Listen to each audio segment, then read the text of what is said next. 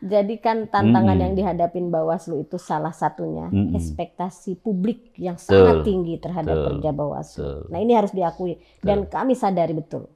Sehingga ketika ekspektasi publik tinggi, ruang salah itu nggak boleh ada. Iya benar. Ruang salah itu nggak boleh ada. Sedikit saja ada ruang salah yang kemudian itu terbuka, kita habis Mas. Nah dalam konteks seperti ini misalnya untuk penanganan pelanggaran politik uang, politik uang ini mohon maaf ini ibarat kentut, baunya kita cium di mana-mana, kita tapi susah menemukan sumbernya itu di mana. Salah satu kepelikan politik uang adalah sulitnya pembuktian, waktu penanganan yang terbatas. Dan Bawaslu nggak sendirian, ada kejaksaan, ada kepolisian gitu. Sehingga di tengah banyak sisi yang kemudian dalam tanda petik bisa jadi membuat rumit, bisa jadi sesungguhnya harusnya membuat mudah. Nah Bawaslu ini sekarang ditambah lagi, selain 3 itu, tekanan netizen.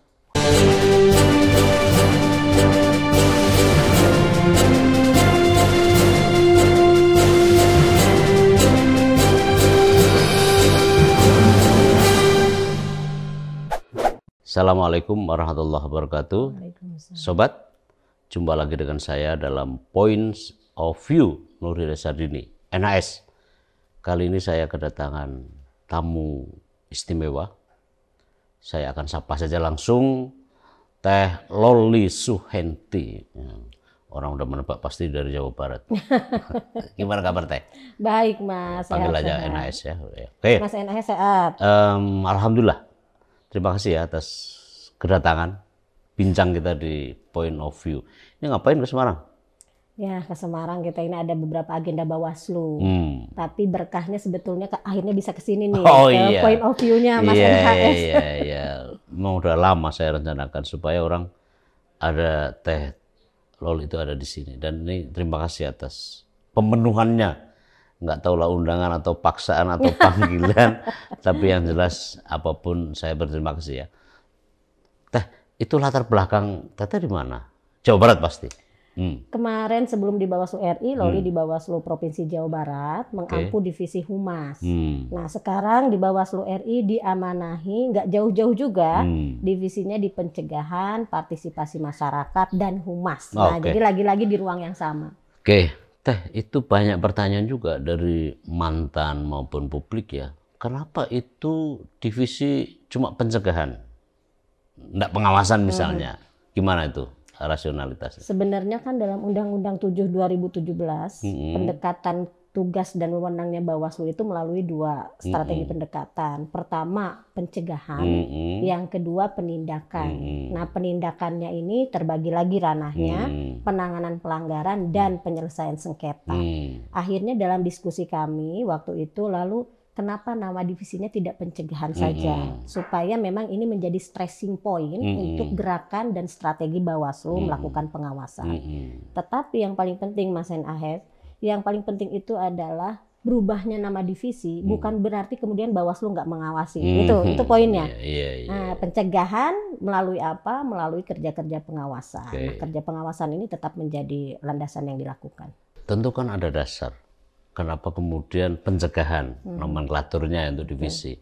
Mungkin ada kajian dari internal Bawaslu, kan setiap kali ada kebijakan tentu kan ada rasionalitasnya. Nah, itu apa latar belakangnya?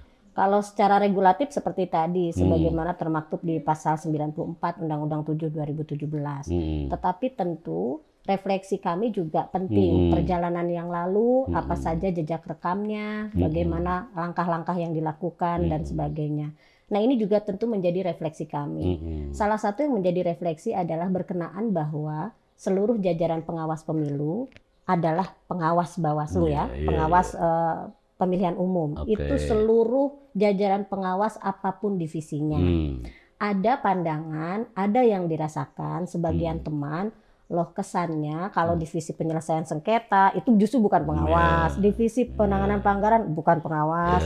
Nah itu terjadi situasi di mana ada rasa itu di sebagian teman-teman. Nah karena kami lalu refleksinya soal regulatif juga penting, refleksi soal situasi di lapangan juga penting, akhirnya sampai pada titik oke, yuk kita sama-sama Pokoknya namanya itu pencegahan penindakan, Iya, sebenarnya iya. gitu.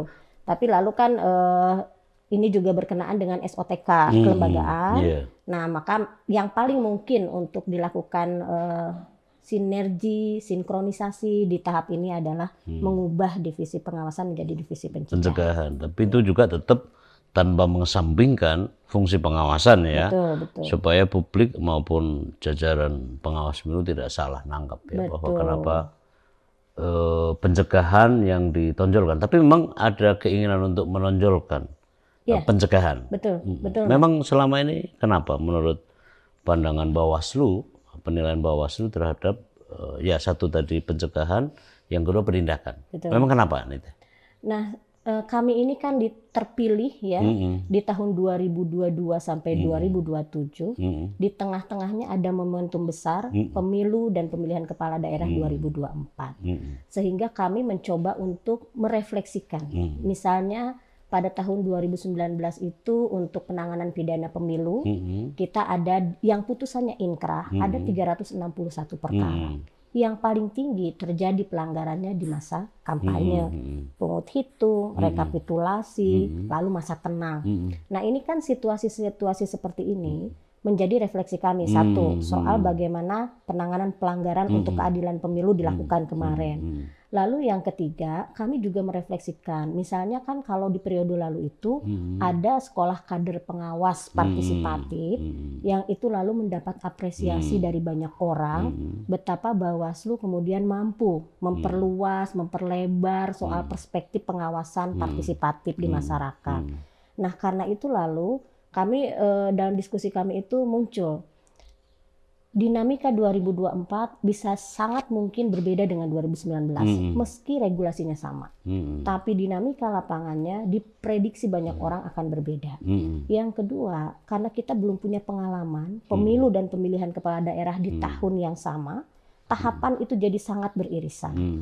Kalau kita tidak antisipasi, maka sangat besar potensi pelanggaran itu terjadi di seluruh tahapan.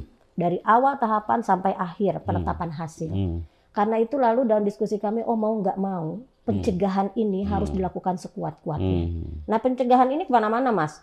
Misalnya kalau dulu ya kita begitu sudah tahapan, nggak boleh ketemu dengan partai politik, nggak boleh ngopi-ngopi karena berpotensi disalahartikan. Justru saat ini dalam konteks pencegahan, mau tidak mau Bawaslu itu harus sering diskusi dengan teman-teman partai politik. Kenapa? Mereka lah stakeholder utama kepemiluan yang bertanggung jawab memastikan edukasi pemilu ke publik itu sampai. Nah, jadi mereka harus punya juga ruang-ruang di situ. Ada penilaian ya dengan pencegahan yang dikedepankan gitu ya dalam arti nomenklatur. Lalu karena itu mengesampingkan terhadap pengawasan. Kendati pun tadi Teh Loli sudah sampaikan bahwa itu tidak begitu. Jadi pencegahan tanpa mengesampingkan penindakan. Kan. Cuma kan ada ini sih pendapat orang ya bahwa pengawasan ya pengawasan. Pengawasan ya harus nomenklaturnya harus bunyi pengawasan. Bagaimana itu pendapat internal Bawaslu atau Teh Loli? Iya. Sebenarnya Mas kalau kita lihat di pasal 1 angka 17 di Undang-Undang 7 2017 itu bunyinya jelas. Badan Pengawas Pemilu yang disebut Bawaslu bertugas untuk melakukan pengawasan tahapan penyelenggaraan pemilu. Itu nggak bisa diapa-apain. Kami ini hadir ya untuk melakukan pengawasan di tahapan penyelenggaraan. Nah, karena itu maka kemudian tahapan, seluruh tahapan itu memang menjadi area kerjanya Bawaslu. Nah, sehingga dengan itu nggak mungkin kami nggak melakukan pengawasan. Itu nggak mungkin. Tetapi karena dibunyi undang-undangnya juga pencegahan dan penindakan, maka dalam konsepsi kami adalah pengawasan tahapan sebagai tugas utamanya Bawaslu itu dilakukan oleh seluruh jajaran pengawas pemilu. Sekarang itu tahapan misalnya yang terdekat nih Mas, tahapan pendaftaran, verifikasi dan penetapan partai politik. Kalau dulu kan ditanggung jawabi oleh divisi pengawasan. Nah, karena refleksi kami soal penetapan partai politik calon peserta pemilu ini, maka potensi sengketanya kan tinggi. Nah, karena potensi sengketa tinggi, maka Pokjanya itu di bawah koordinasi divisi penyelesaian sengketa. Maksudnya apa? Maksudnya untuk memudahkan dari awal sampai akhir. Nah, penyelesaian sengketa ini akan bergerak dalam strategi bagaimana melakukan antisipasi termasuk kerja cepat ketika terjadi sengketa. Kami di pencegahannya punya tanggung jawab untuk memastikan potensi kerawanan seluruh tahapan itu kami buat, lalu kami sampaikan ke divisi-divisi pengampu. Nah, seperti itu. Ya memang kalau lihat data di 2019 ya, Pilkada juga, itu memang sengketa mempunyai peranan yang penting. Betul. Syukur-syukur bisa mediasi selesai gitu ya, ayo dikasih. Di forum yang sama, Ketua Bawaslu mengatakan ya hal-hal yang berkenaan dengan sengketa itu jadi tambang emas lah begitu ya, citra positif. Nah, bagaimana dengan divisi lain? Apakah kemudian juga peran yang sama? Misalnya begini teh, tentang misalnya sekolah kader pengawasan. Betul. Saya dengar juga kritik dari teman-teman yang di KPU. KPU pun juga tidak bisa disebut KPU karena itu pendapat pribadi. Sebenarnya itu kan menduplikasi tugasnya KPU katanya. Bagaimana itu teh? Kalau kita bicara pengawalan demokrasi, nggak boleh ada ego, saya sudah melakukan ini, kamu nggak boleh. Itu kuncinya satu yang saya pahami ya. Karena tugas mengawal demokrasi ini mewujudkan demokrasi yang berintegritas, itu nggak bisa hanya dilakukan oleh satu komponen. Seluruh komponen bahkan harus lakukan. Nah, kalau ada yang berpandangan bahwa ini replika dari apa yang dilakukan oleh KPU, misalnya kalau tidak salah relawan demokrasinya KPU. Sebenarnya tapi dalam Teteh pernah dengar itu? Pernah dengar. Sebenarnya dalam prakteknya berbeda. Tetapi spiritnya sama. Spiritnya sama tuh apa? Mengajak masyarakat untuk sama-sama melakukan pengawalan. Kalau di Bawaslu untuk melakukan pengawasan partisipatif. Spiritnya sama, Mas. Dalam kerjanya berbeda. Saya tanya sama mereka yang berbuat begitu. Bukankah itu juga bagian dari pendidikan politik, pendidikan berpemilu? Dia jawab, Pak NAS, yang namanya lembaga negara itu dibagi-bagi. Ada yang disebut KPU tugasnya, ada yang disebut Bawaslu dengan tugas menang kewajibannya, DKPP dengan kan itu ada ruangan masing-masing. Betul. Ruangan SKPP adalah ruangannya KPU. Kan itu bagian dari tugas-tugas administrator utama pemilu. Karena juga mau dibawa juga ke KPU misalnya. Kan akhirnya kan jadi sama. Padahal lembaga negara itu dibikin untuk menyelesaikan persoalan masyarakat yang menjadi tugasnya. Menurut Teh Loli bagaimana?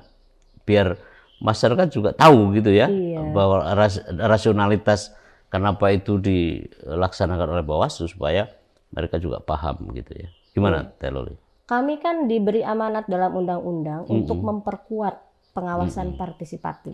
Nah, karena ini amanat undang-undang, maka mau nggak mau memang ruang Bawaslu harus di situ. Jadi artinya itu memang bagian dari kerja Bawaslu. Pencegahan tadi ya. Betul. Nah, apakah ini ruangnya ansih ruang KPU? Sebenarnya kan kalau KPU itu jelas kamarnya, penyelenggara teknis kepemiluan kita. Bawaslu mengawasi tahapan penyelenggaraan. Nah, SKPP ini kader pengawas partisipatif. Sehingga memang yang kami dorong itu, kami selalu mencoba menjelaskan begini. Kalau bagi KPU, orang datang nyoblos selesai, itulah tingkat partisipasi publik. Tapi bagi Bawaslu enggak, Mas. Bagi Bawaslu orang datang nyoblos, belum selesai di situ. Dia ikut memastikan suaranya tidak disalahgunakan. Melalui apa? Ya pengawasan partisipatif gitu. Jadi memang dia bergerak di ranah yang ruang yang berbeda. Satu lagi untuk bagian ini pendapat supaya ini tuntas juga. Klarifikasi. Saya ngebantu Bawaslu supaya clear. Tidak ada salah paham ya, bahwa namanya lembaga negara kan harus outputnya, outcome-nya jelas. Dalam kaitan dengan ini kan Teh Loli tadi sebut bahwa itu bagian dari fungsi pencegahan. Betul. Ya. Bagaimana kalau ada pertanyaan tadi itu? output outcome-nya, ya gitu. Jadi termasuk pemantau pemilu. Pemantau pemilu itu kan istilahnya kan selama ini udah dibangun sejak zaman saya juga sih. Tetapi tidak banyak itu laporan yang kemudian masuk gitu ya. Jadi pola hubungan antara state dan non state itu jadi kabur. Kalau state itu kan dibiayai oleh negara, karena itu melalui APBN atau APBD. Dan saat bersamaan mereka tidak memberikan laporan. Betul. Dalam kaitan dengan akhirnya menjadi temuan misalnya gitu, atau laporan begitulah. Bagaimana itu Teh Loli menjawab pertanyaan publik seperti itu? Salah satu cara kita mengukur demokratis atau tidak adalah dengan melihat tumbuh kembangnya lembaga pemantau pemilu. Nah, kalau mengaca pada 2019 kemarin, ada lembaga pemantau pemilu yang terakreditasi di Bawaslu RI itu 138. Oh, banyak sekali ya. 26-nya itu lembaga pemantau dari luar negeri, banyak. Nah, itu kalau kita lihat secara kuantitas, maka berhasil nih soal kerja-kerja mengawal demokrasi secara bersama-sama. Tetapi lalu refleksi kita lebih jauh adalah apakah hasil kerja-kerja pemantauan itu kemudian dilaporkan ke Bawaslu, kemudian juga bisa ditindaklanjuti sebagai laporan dugaan pelanggaran atau tidak. Nah, refleksinya panjang, Mas. Salah satunya sampai hari ini adalah keengganan teman-teman di pemantau untuk memberikan laporan ke Bawaslu, meskipun itu diatur dalam undang-undang. Refleksi mereka begini loh, lembaga pemantau itu independen. Lembaga pemantau itu bukan ada di bawahnya Bawaslu. Sehingga kami seharusnya tidak punya kewajiban. Kami melaporkan hasil kerja kami itu langsung kepada publik. Nah, ini juga terjadi dinamika yang seperti itu. Apa positioning Bawaslu dalam soal seperti ini?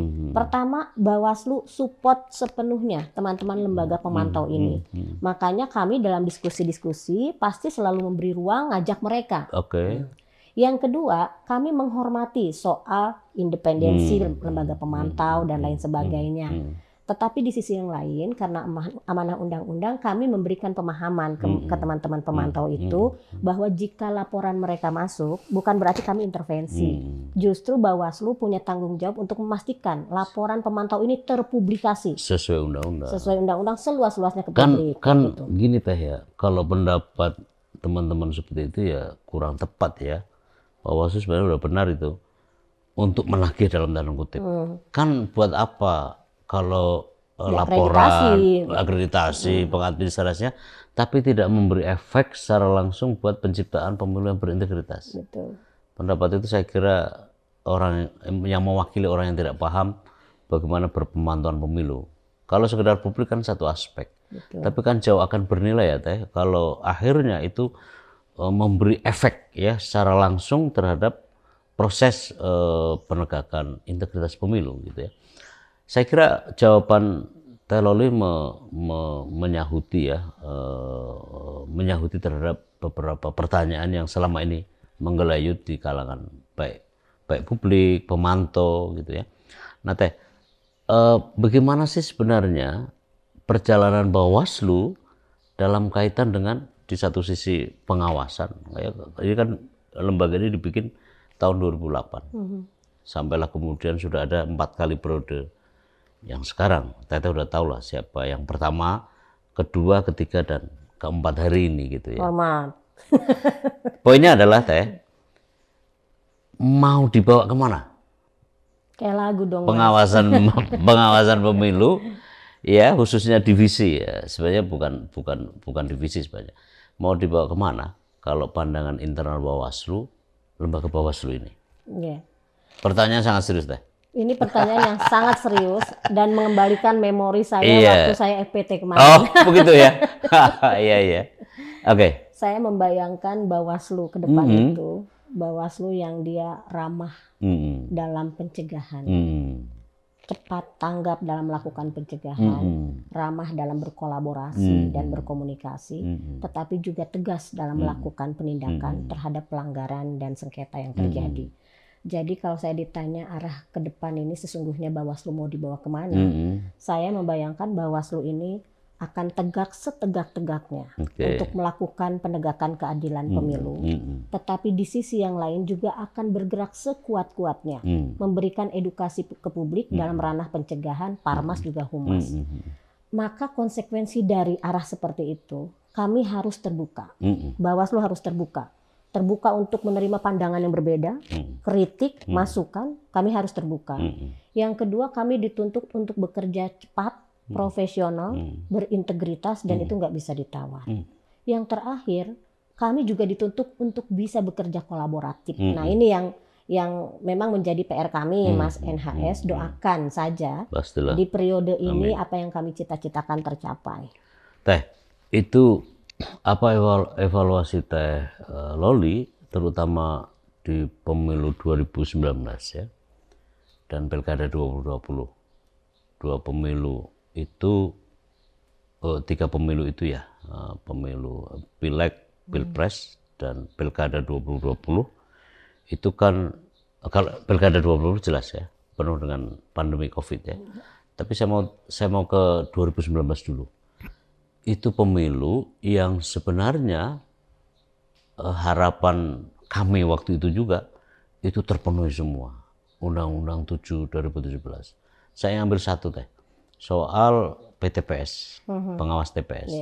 Saya sedang melakukan riset sebenarnya terkait dengan kehadiran PTPS ini supaya lebih efektif. Tetapi faktanya di sejumlah daerah, terutama di Pilkada 2020, banyak yang nggak tahu akan tugas dan wewenangnya ya. Dan bahkan mereka itu suka ngelanjir tahu ya. Ngelanjir itu ya nggak ada bedanya dengan saksi partai politik yang ngerokok aja. Itu tidak semua ya saya kira ya. Tapi saya bisa sebut beberapa di antaranya di Sumatera Utara. Sehingga perlu misalnya PSU.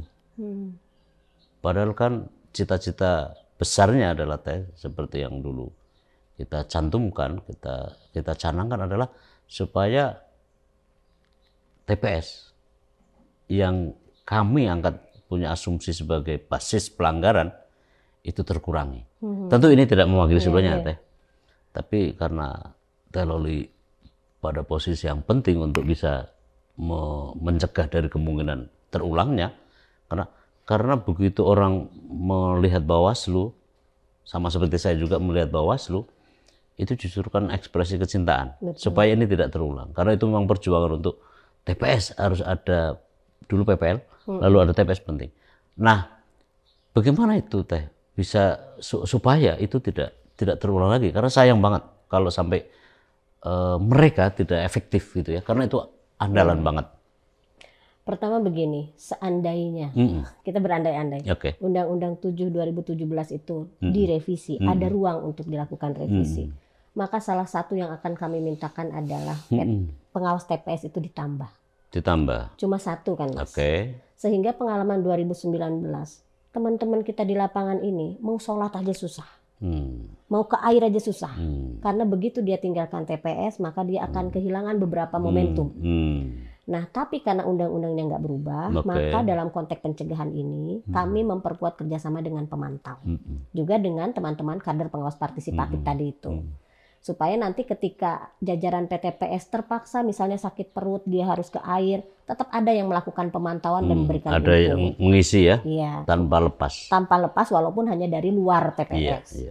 Itu satu. Nah, kedua, kami menyadari betul dalam konteks kemarin pemilu 2019 maupun Pilkada 2020, tantangan tertinggi itu sesungguhnya internal Bawaslu sendiri.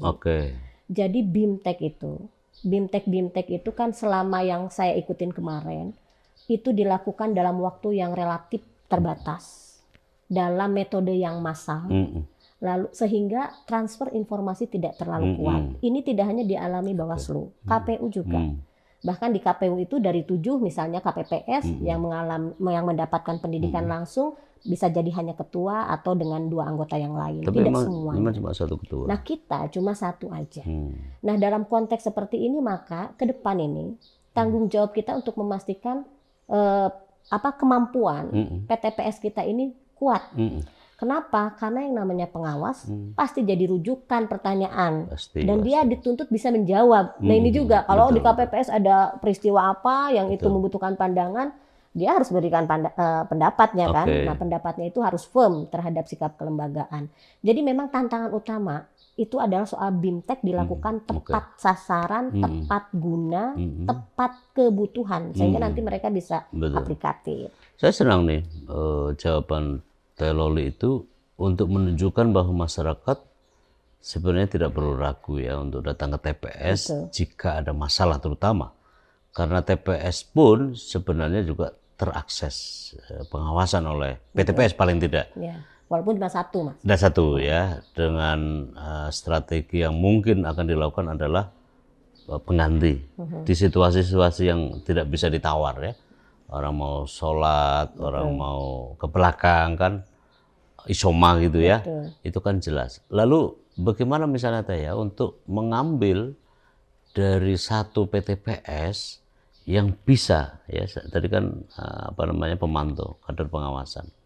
Sementara kan kader pengawasan dan pemantau itu kan juga terbatas. Bagaimana melihat seperti itu Teh ke depan? Ya itulah ruang-ruang kosongnya yang harus kita hadapi. Itu memang ruang kosong yang harus kita hadapi. Misalnya ketika PTPS ada situasi tertentu dia harus meninggalkan tempat, padahal penghitungan pungut hitung itu tanpa jeda, tidak boleh dia dijeda apalagi saat masa penghitungan. Maka yang bisa dilakukan ya mengandalkan teman-teman itu, sekaligus menaruh kepercayaan ke mereka. Nah, gimana dong kalau situasinya tetap tidak ideal? Ya itulah ruang tantangan yang harus kita hadapi ke depan. Tapi dalam konteks seperti ini, Bawaslu sudah menyiapkan, kami sedang mengupgrade soal indeks kerawanan pemilu. Nah, di indeks kerawanan pemilu ini nanti akan terlihat Mas, mana yang rawan tinggi, rawan sedang, rawan tengah. Intervensi kami, strategi masuk terhadap jajaran kami ke yang rawan tinggi tentu akan berbeda dengan ke yang rawan treatmentnya rendah. Beda ya? Treatmentnya akan berbeda. Nah ini pula yang penting nih supaya teman-teman sahabat-sahabat mengetahui juga di luar upaya Bawaslu itu memperkuat internal kami sekaligus memperkuat eksternal dengan berkolaborasi. Untuk apa? Ya untuk memastikan ruang yang bolong-bolong tadi bisa ditutup. Iya, bagus banget. Pemantau kan tadi ada performa yang nggak mau melaporkan. Tidak semua, tidak tapi semua, sebagian iya. Tidak semua dari sekian puluh itu ya Teh itu nggak mau. Di saat bersamaan kader pengawasan siap gitu ya. Tapi tetap aja itu belum Teh. Betul. Apakah misalnya ya, saya waktu kemarin ketemu Teh Loli sama Pak Puadi di Bawaslu menawarkan begini. Mahasiswa KKN tematik yang saya usulkan resmi itu, supaya itu juga penting ya. Karena begini Teh, penting bagi mahasiswa untuk paham, untuk tahu bahkan praktek ya di lingkungan di lingkungan pemilu, apalagi mahasiswa ilmu politik, ilmu hukum itu penting banget. Itu kan potensi juga Teh. Betul. Bagaimana Teh Loli dapat misalnya mempertimbangkan potensi ini? Ya, terima kasih loh. Ketika Mas NHS kemarin ke Tamrin, ketemu dengan kami diskusi, itu tuh memperkuat harapan. Karena sebenarnya dalam diskusi kami, soal KKN tematik ini adalah media yang penting juga untuk memastikan tumbuh kader-kader pengawasan, jiwa-jiwa yang punya perspektif pengawasan, itu di teman-teman yang masih punya idealisme tinggi. Nah makanya lalu kami bersurat kepada kementerian, kepada Dikti untuk memastikan ini kita bisa kerja kolaborasi. Salah satunya adalah memastikan KKN tematik soal pengawasan kepemiluan itu bisa masuk. Nah sehingga nanti tuh Mas yang kemarin Mas sampaikan itu lalu langsung kami potret. Nah ketika nanti lampu hijaunya udah nyala, nah, kita sudah punya konsep yang bisa dijalankan. Tapi di luar itu sebenarnya kerjasama dengan perguruan tinggi terus digenjot ini Mas. Karena penting ya untuk dilakukan. Yang kedua termasuk program magang Mas. Program magang juga kami buka. Nah saat ini di Bawaslu RI sedang membuka program magang untuk teman-teman sahabat-sahabat yang punya kecanggihan dalam teknologi informasi untuk backup kerja kehumasan.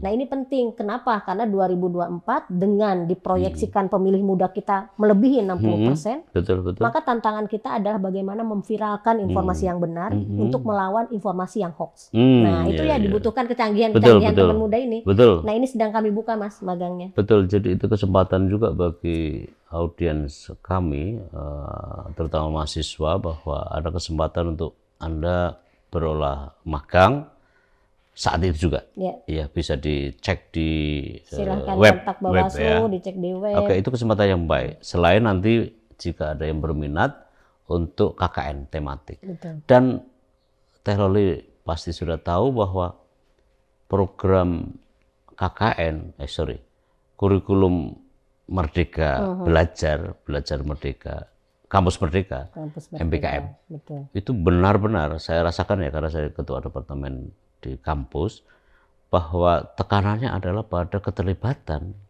ya kan, keterlibatan engagement kampus mahasiswa untuk bekerja di luar, belajar di luar, berkiprah di luar. Nah, tapi memang seperti saran saya juga, tapi memang harus itu berdampak pada kurikuler, ya, artinya itu punya efek terhadap nilai akademis, betul. Ya kan. Dan saya rasa kalau saya senang ya, karena Teh Loli meresponnya dengan sangat baik, itu kita tunggu aja, karena memang harus ada kerjasama lintas top manajemen ya, Bawaslu RI, apalagi kan di bawah Teh Loli kan ini, lalu kemudian dengan Menteri Kemendikbud. Ya itu saya kira itu akan benar, mumpung ini kan waktu masih panjang, masih berjalan. Iya, betul Mas. Harapannya di seluruh Indonesia akhirnya kita bisa gunakan. Itu dia.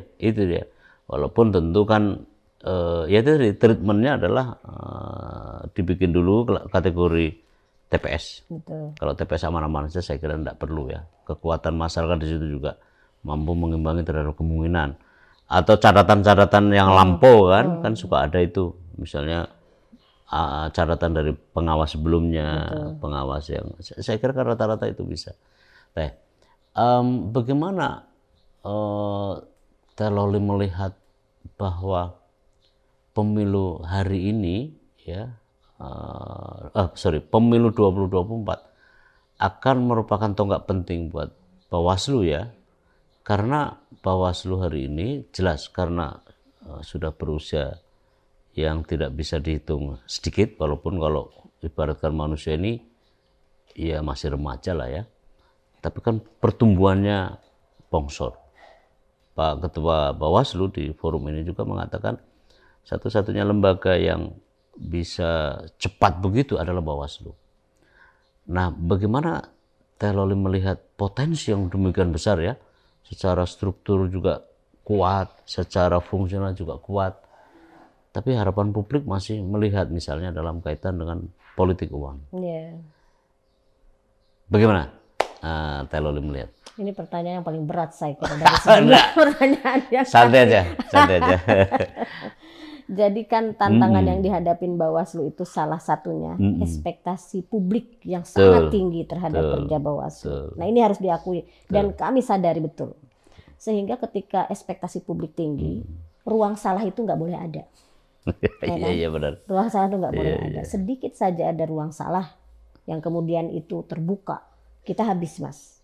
Nah dalam konteks seperti ini misalnya untuk penanganan pelanggaran politik uang, politik uang ini mohon maaf ini ibarat kentut, baunya kita cium di mana-mana, kita tapi susah menemukan sumbernya itu di mana. Salah satu kepelikan politik uang adalah sulitnya pembuktian, waktu penanganan yang terbatas.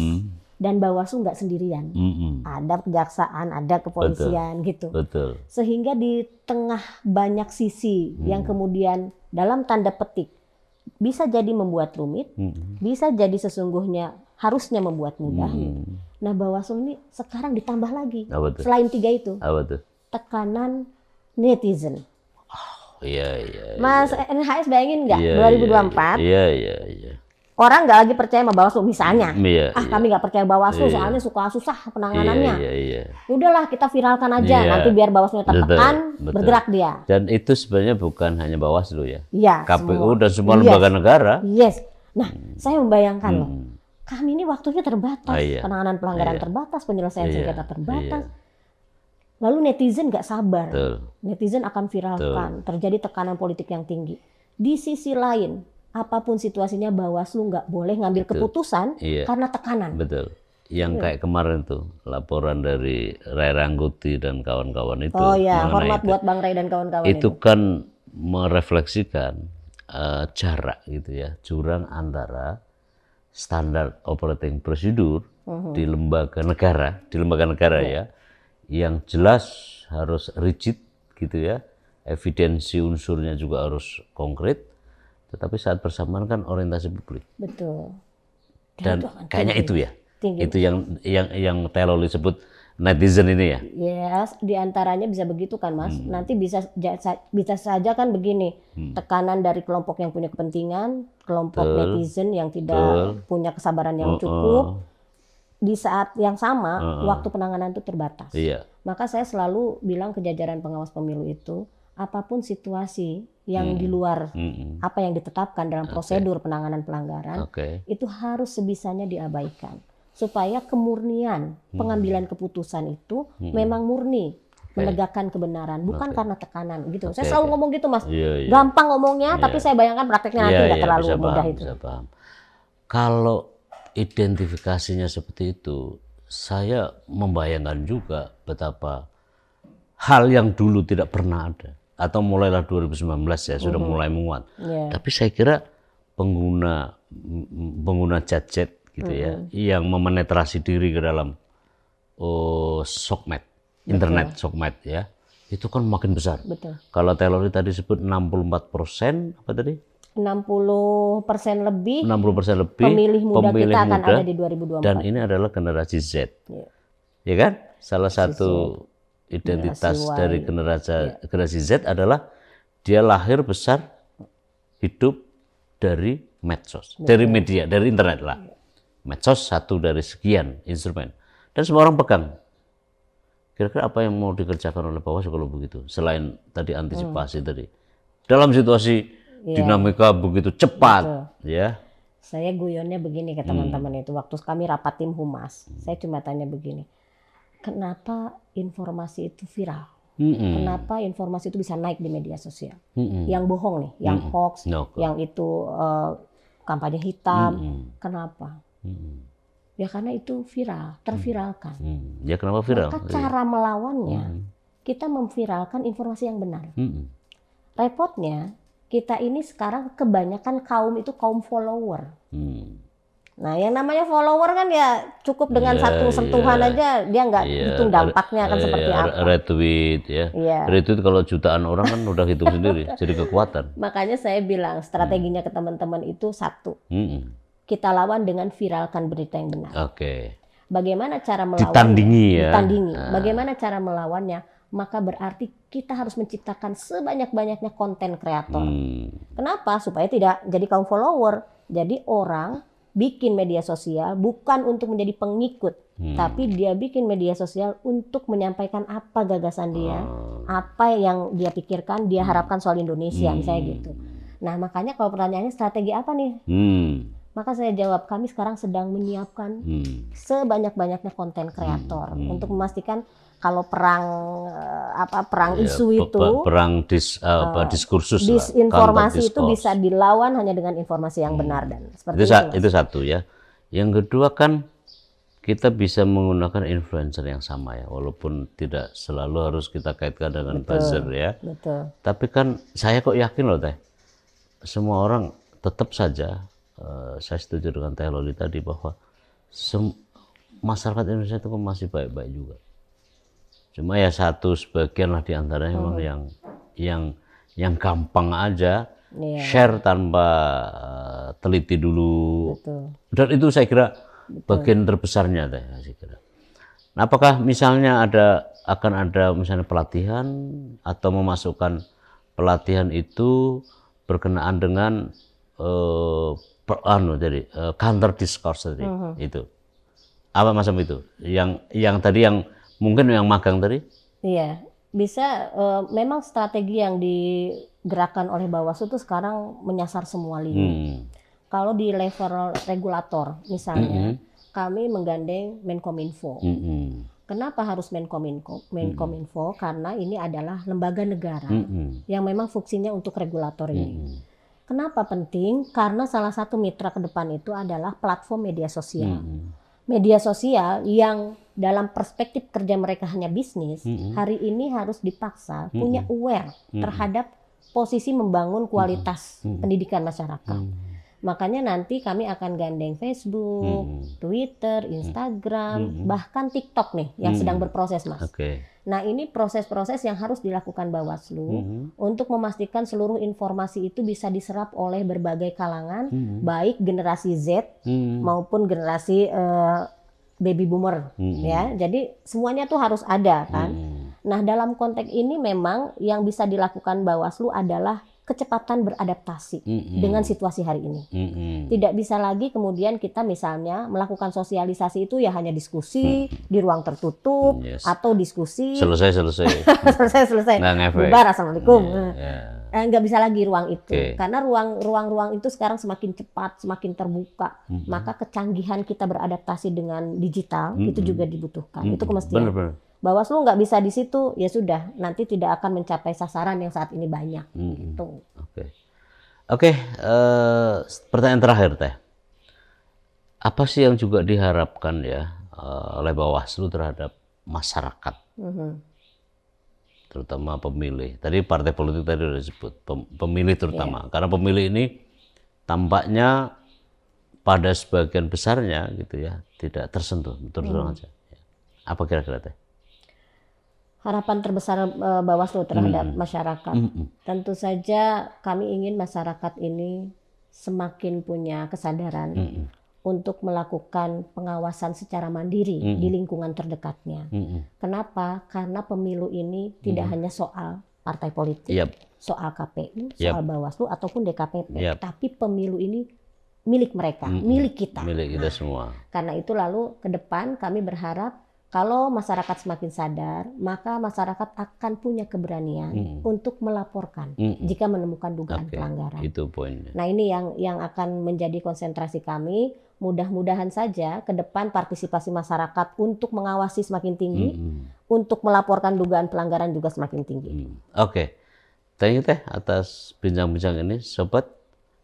Point of view yang saya ingin angkat dari bincang-bincang ini adalah bahwa Bawaslu cukup meyakinkan untuk menghadapi pemilu 2024 dan juga pilkada, dan saat bersamaan sudah menyiapkan segala sesuatunya termasuk saya tadi politik uang, kemudian bahkan mampu mengantisipasi terhadap meledaknya partisipasi informasi dalam misalnya netizen dan seterusnya. Kita akan di kali kesempatan. Terima kasih. Assalamualaikum warahmatullahi wabarakatuh.